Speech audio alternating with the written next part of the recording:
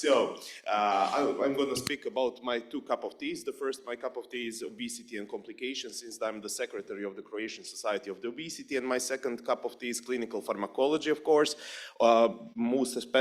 particularly real-world evidence and pharmacokinetics, since I'm the chair of the European Association for the Clinical Pharmacology and Therapeutics Early Career Working Group. So this is actually one proposal for a study. And we can collaborate more. Why I'm going to speak on this topic is because here you will see two interesting commentaries that we published. I would like to thank Anna, who is sitting here, and also Kristina Anca. So we shared some of our thoughts here in those commentaries. What is I would say, the message behind it? First, we are living in the obesity pandemic. We are living also in the time when we have very powerful arsenal for anti-obesity medicines. For instance, tirzepatide reduces the body weight by 20.9%. So let's talk more about body composition. We have two important parameters that are very important for the pharmacokinetics of medicine. The first one is drug clearance, which affects, of course, more the maintenance dose, and as it is very, very, very important. Traditionally, it is scaled through total body weight. But in current times, it is better to scale it on fat-free mass and lean mass because drug clearance happens there. Secondly, if you have obese patients, you know that volume of distribution, which is the second most important parameter, especially for the loading doses of the medicine, also is changed. Why is that? Because lipophilic medicines are more stored in the fat tissue. Then you will help prolong half-life. So now I told you why it is important to maybe predict, to have the predictors through multiple linear regression models, and why I'm talking about this study proposal. Secondly, it is not just about pharmacokinetics. We know the pharmacodynamics from the previous lectures and many more, that sympathetic tone is increased, that renin-angiotensin-aldosterone system is altered, that we also have hypervolemia in those patients. So now, when we are living in the world where practically 2 out of 3 patients are overweight, for instance, in Croatia, we have the percentage of 68% for the overweight and 23% for obesity. That is very high.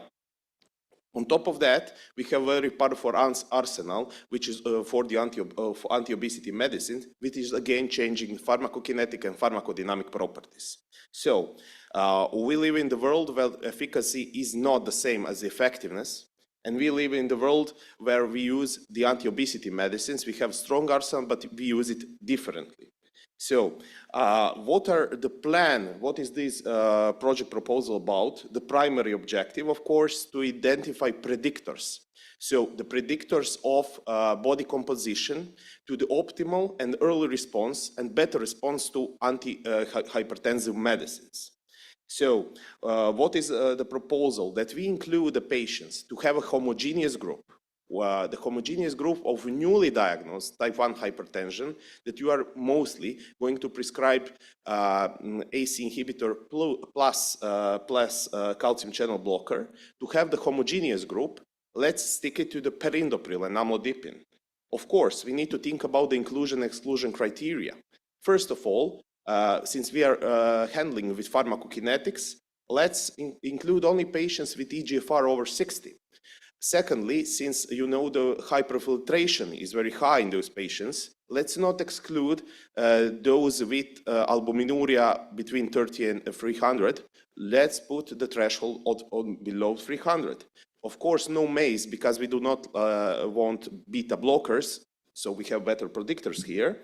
And also no history or no plan for significant lifestyle change in those 3 months of the study. Why? Because we need to have very reliable predictors and exclude the biases.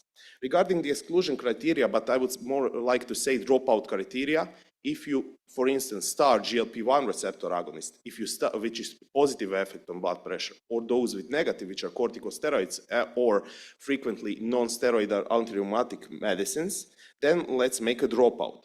Then we'll have a very homogeneous group. But what to assess then? Let's make baseline, post 1 month and post 3 month assessment of body electrical impedance and anthropometric measures. let's measure ABPM 24 hours, and also the central pressure, and let's measure the arterial shifters to pulse wave velocity. What are we going to get? If we then implement those predictors into the multiple linear regression model, we'll see who is going to have a better response based on the body composition. Because, for instance, then we can screen it, which is highly important in the era of obesity as a pandemic, obesity, which is, I would say, the third rider of the apocalypse. We already heard about two. This is the third one. And in the era when we are using a lot of medicines that affect body weight. Thus, we are also affecting pharmacokinetics or pharmacodynamics of the drugs for their complications such as obesity. I would again like to thank the organizers for having me here and join our team.